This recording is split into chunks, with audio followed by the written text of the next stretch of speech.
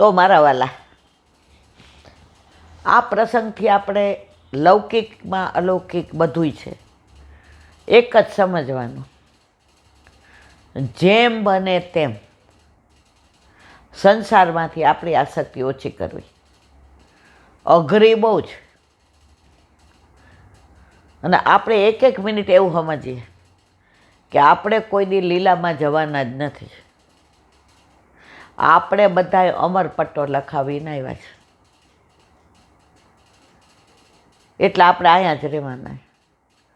મારો દીકરો, મારી વહુ, મારા પૌત્ર પૌત્રી, મારી વાડી, મારી વજીફા, મારા લોકર, મારા શેર, મારી જમીન.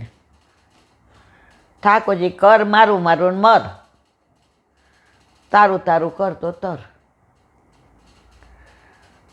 આ સાંભળીએ ત્યારે હું ને તમે બે નક્કી કરી લઈએ.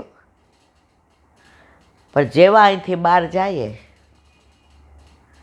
અને દીકરો એમ કહે, મમ્મી આજે એક ટેન્ડર ભર્યું છે, તરત કહીએ ઠાકોરજીની જેમ ઈચ્છા હશે એમ કરશે. પહેલાં શું કહેતા, પ્રભુ બધું કરી દેશે. ના, પ્રભુને આવું કહીએ કરી દેશે એટલે એને કરી દેવું પડે. સત્સંગથી એટલા લીસા થયા, ઠાકોરજીની ઈચ્છા હશે એમ થશે. ઠાકોરજી કે હા સા દર વખતે બંધનમાં નાખતી હતી અને કરવું પડતું હતું. બસ સત્સંગનો પ્રભાવ આ છે કે ધીમે ધીમે સંસારમાંથી આસક્તિ. અને પ્રસંગો એવા બને, એવું નથી હોતું. આ પ્રસંગો શું કામ બને છે ખબર છે મારા વાલા? આ બેનારે કેમ એવું થયું? એને એના દીકરામાં આસક્તિ હતી ને એટલી પોતાનામાંય નહોતી. પોતાના જીવથી વધુ વાલો હતો. પ્રભુએ છોડાવી દીધી. ઘણાય બધું દઈ દે આટલું સમજાવવા છતાંય. એક રૂપિયો પોતાની પાસેનો, મારો દીકરો દુનિયાનો શ્રેષ્ઠ દીકરો. અને પછી જ્યારે 400 રૂપિયા માગે, ભાઈ 400 દેજે. હમણાં તો મેં કેટલા બધા આપ્યા હતા, ક્યારે આપ્યા હતા એટલે વડચકું તોડે.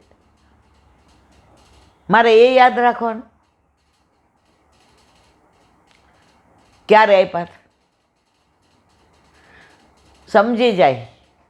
એના વર કે હું તને ના પાડતો તો, ખેંચી ખેંચીને કહેતો તો, બેન થોડું તારી પાસે રાખ. આજે તે આ 15 કરોડ રૂપિયા દઈ દીધા. હવે તારે 1500 રૂપિયા માટે થઈને 2 દી વિચારવાનું, બાનું કાઢવાનું, માગવાના. અને ત્યારે એમ કે સાંજે આપીશ. હવે સારા કાર્યમાં વાપરવા હોય તો 1 રૂપિયો તમારી પાસે હોય નહીં, તમે શું વાપરો? આ બધાની વ્યથા છે, પણ છતાંય આપણે બધા એક જ ભૂલ કરીએ છીએ. આજે લૌકિકમાં અલૌકિક હતો એટલે આ પ્રસંગ કીધું કે ગુરુમાં શ્રદ્ધા રાખવી, ગુરુમાં વિશ્વાસ રાખવો. આજે એક નાની એવી વાર્તા વાંચી હતી. એમાં કાંઈ આમ બહુ, પણ છતાંય જે બોધ લેવા જેવો ત્યાં છે. હતી તો કલાકની, પણ હું 2 મિનિટમાં કહું. એક વેપારી હતો. હવે 7 ભાઈઓ ભેગા ભાગ પડ્યા. એટલે આ બિચારો થોડો ઢીલો અને સીધો, એટલે એની સાઈન લઈ લીધી કે જો આ 7 ભાગ પાડીએ. ઓલો કે હા મોટા ભાઈ, હા મોટા ભાઈ, હા. હવે ઓલી ડ્રાઈવરની એક ઓયડી હતી એને આપી. એ કે આ બંગલો, એ કે અમે બધા જુદો જુદો ધંધા કરતા હતા તો પૈસા દીધા ના બંગલાની કિંમત ચૂકવી. તારી પાસે છે? એ કે આ પહેલાંના જમાનાની વાત. 16 લાખ રૂપિયા, 16 લાખનું. ના, બાર તો મારા ઓયડીની કિંમત, ઓલો ભોળો, એ અમે નક્કી કર્યું તને એમને આપી દેવાની. તે સાઈન કરી દીધી ને. ઓલી ઓયડીમાં રહેવા ગયા, કઈ ડ્રાઈવરની, એમાં પંખો ને લાઇટ મૂકી દીધા. પછી ઓલો કે હવે કાપડનો ધંધો હતો ને, એ કે લાવ 28 લાખ રૂપિયા, જે 28 આપે એ ધંધો. ના મોટા ભાઈ, તો કે અમે નક્કી કર્યું કે અંદરના ટુકડા પડે ને પીસ, એ તું કટ પીસનું કર. એ કે હા મોટા ભાઈ, હા મોટા ભાઈ. પણ લઈ શેમાં જાઓ? મારી પાસે તો કંઈ છે નહીં. કેમ ખભે જોડી લઈને ના જવાય ગામડામાં? હા મોટા ભાઈ. ખભે જોડી લઈને જાય. મોટા ભાઈ એને 2 રૂપિયાનો પીસ આપે અને આ 3 સાડા 3નો વેચે. હવે એમ કરતાં કરતાં તો એને સારું થવા માંડ્યું. એટલે એણે ગામની બહાર સોસાયટીમાં વિચાર કર્યો કે હવે આ થોડુંક મોટું લઈએ, છોકરું થયું એટલે.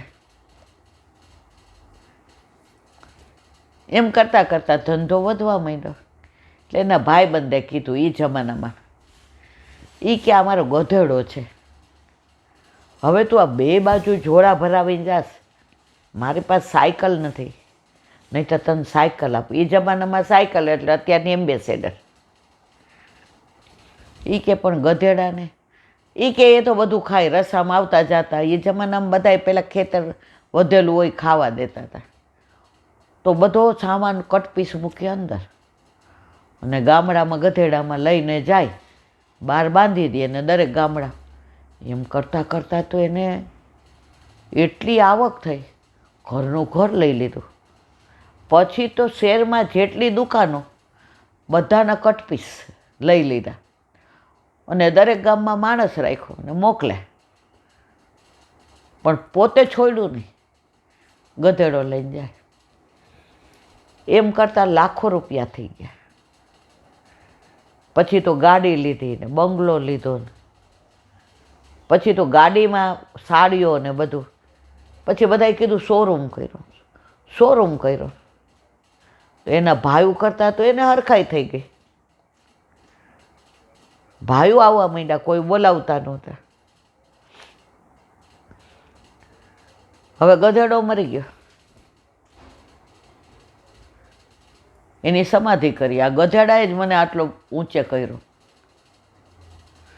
ઓલો ભાઈ બંધાયો, એ કે ગાંડા ગધેડા, એ કે બોલતા નહીં હો, અહીંયા જેટલા માનતા માને છે ને એ બધાને મારા જેવું સારું થઈ જાય છે. અંધશ્રદ્ધા. ઓલાએ ગધેડાની સમાધિ તોડી નહીં. આવી અંધશ્રદ્ધા હોય? તારી મહેનત કામ આવી.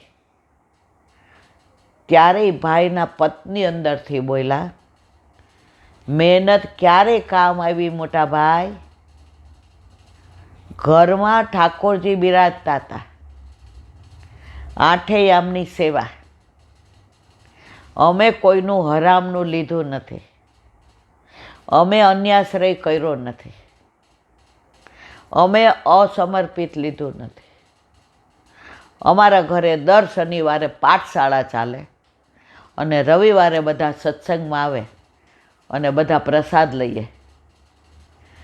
અને મારા ટેણિયાનું નામ વ્રજ પાડ્યું. એ બધાની પાતર ઉપાડે. મોટા ભાઈ, આ મહેનતનું ફળ નથી, તમે આવ્યા બહુ સારું થયું. એણે અન્યાશ્રય ગધેડામાં કર્યો હતો. હું એમને સમજાવતી હતી, ગધેડાથી તમારું કાંઈ નથી થયું. આ ગધેડો જેણે બનાવ્યો ને એ બાપ તમારા ઘરમાં બિરાજે છે. માનતા નહોતા, તમે આવીને બહુ કૃપા કરી. ત્યારે ઓલા ભાઈએ કીધું એના ભાઈબંધને કે બહુ સારું કર્યું.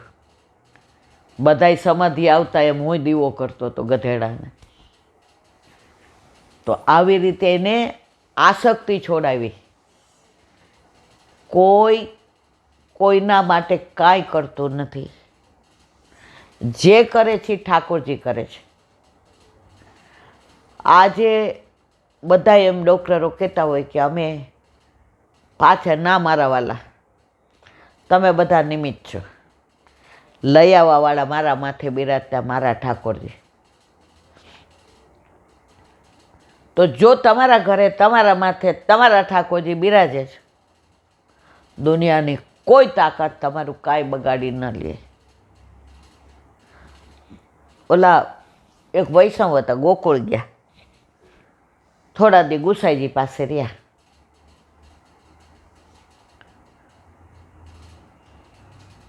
પછી કે જેરાજ હવે મારા ઘરે જાવ. જે હજી આને મારું ઘર છોડ્યું નથી ત્યાં સુધી જવા દેવો પડે, છૂટે પછી બોલવાનું નહીં. અને ગુસાઈજી તો પરમ દયાળ, પરમ કૃપાળ, પૂર્ણ પુરુષોત્તમ, એ કે છૂટશે એમાં કોઈ શંકાને સ્થાન નથી. ગુસાઈજી કે સાંભળ, આજનો દી રહી જા, કાલ જાજે. ના મારે તો જવું છે. ગુસાઈજી કે તારી ઈચ્છા. એમ ન કીધું જય. ગુસાઈજીને ખબર હતી કે તારી ઈચ્છા. નીકળો બહાર. બિલાડી આડી ઉતરી, પાછો આવ્યો. ગુસાઈજી કે કેમ, શું કરું રાજ? બિલાડી આડી ઉતરી. એ કે બિલાડીનું માયનો, મારું માયનો. એમાં ગધાડાને માનતો હતો. કહેવાનો આશય એ છે, કરતુમ અકર્તુમ અન્યથા કરતુમ આપણા ઠાકોરજી જ છે. ઘણા એમ કે અમારા ઘરે આ દીકરી આવીને પછી બહુ સારું, અમારા વહુના પગલાં બહુ સારા. કોઈના પગલાં કશું સારું ખોટું હોતું જ નથી. વિધિના લેખ ફેરવવાવાળા પણ ઠાકોરજી જ છે. ઓલી બાય 8 વાર જમને કહી દીધું વિષ્ણુદૂત, એ ભાઈ હમણાં જા, હમણાં જળ યાત્રા આવશે, સ્નાન યાત્રા આવશે, અષાઢી બીજ, અને શ્રાવણ મહિનામાં તો આવતો જ નહીં. 8 વાર પાછો ગયો. પછી ઠાકોરજીને કે હવે મારા વાલા, પછી એને ગુસાઈજીએ સમજાવી, સાંભળ હવે તારે ઠાકોરજી કે છે હાલો. એમ મારા વાલા, મારા ઠાકોરજી કે છે આપની આજ્ઞા? હા મારી આજ્ઞા છે, તો હાલો. જે કાળને ભક્ત વૈષ્ણવ 8 વાર પાછો ઠેરી શકે, એક જેના ઘરે બિરાજતો હોય મારા વાલા, શું કામને ચિંતા કરો છે? ચિત્ત તું સિદ્ધને ચિંતા કરે, કૃષ્ણને કરવું હોય તે કરે.